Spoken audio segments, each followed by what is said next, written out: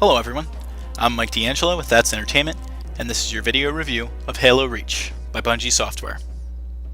Every gaming system has a power player that really sells systems and loads of software. For Nintendo, Mario is unrivaled.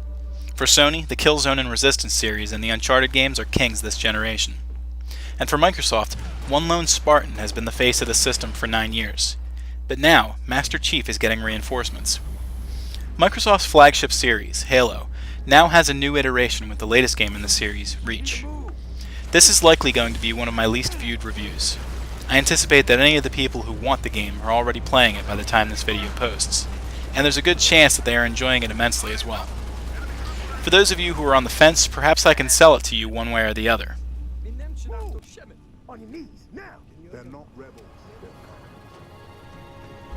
The year is 2552. The planet is Reach.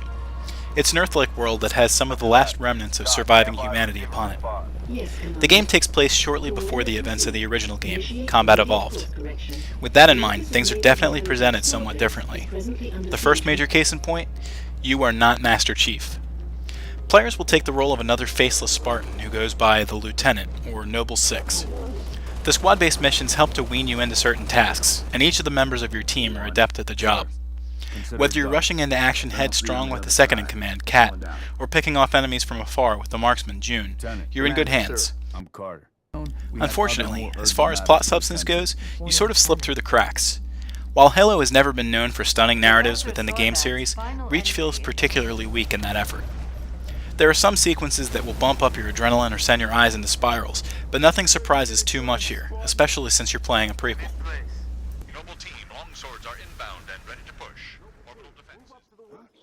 For the most part, gamers don't invest time into Halo for the story alone. For many, Halo became the birth of the first-person shooter on a console system. Luckily, not too much changes from prior games in that endeavor. Some of the changes that have struck Reach could be considered a good thing, but there's no doubt that other people will find some dissatisfaction with at least one change. Rather than having the one-use equipment items from Halo 3, you have access to a variety of reusable armor abilities that are exchangeable throughout missions. Some of the choices include Sprint, which allows you to outpace many enemies, and the Jetpack, which allows you to hover above the battlefield for a limited time. The most negative change has got to be the choice to scrap dual wielding. While ODST also removed this function, there was enough dissatisfaction there to believe that people would still gripe about its loss. Apparently, Spartans didn't realize they had a second trigger finger until the events of Halo 2. Another unfortunate step backward is the barely dependable ally AI. In the campaign, you can find yourself moving forward with teammates who will walk or drive into walls or in circles. This often leads to you scratching your head and wondering where you have to go to try and save your squad from the random bouts of idiocy. Besides that though, nothing too much surprises with Reach's gameplay. Of course, that's not really a bad thing, as not much was broken to begin with.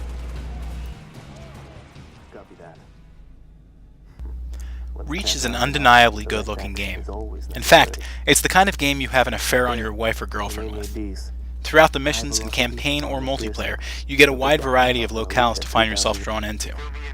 The mix is definitely deeper than in past Halo titles, thanks to the Earth-like properties of the planet. The characters too have more work put into them, and feel more human, or alien, by nature. You can tell that Bungie definitely set to push the Xbox hardware to its limit. I was also blown away by the music. It's not often anymore that a song can strike you so profoundly, but the Halo series in general, and Reach specifically, has enough orchestral proficiency that it leaves you in awe of the potential. The vocal work is a little weak in comparison. None of the actors really reach the full range of their emotions or abilities, but they are still stellar compared to many other games that are out there.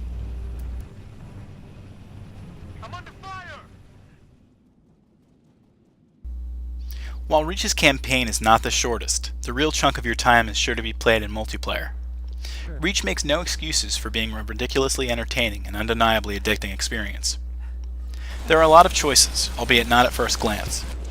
While there are only 13 maps to choose from, and of those 13, 4 of them are rehashes, the modes of play that you can experience on each of them changes the way you play them.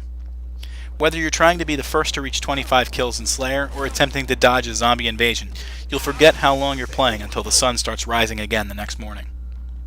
Firefight mode has also been improved since its release in ODST. With a lot of extra options there as well, you can tell that Bungie put forth some of its best effort in this prequel game. The game also has challenges that encourage players to tackle opponents in ways that are different than they're used to.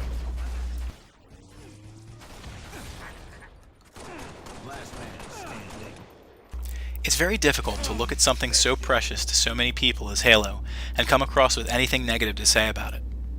While this game is an excellent release, it isn't perfect. What it does right is, for the most part, what many players are looking for.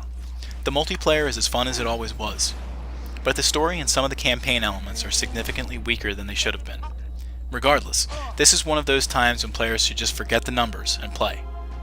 That's Entertainment awards Halo Reach a score of 9.5 out of 10.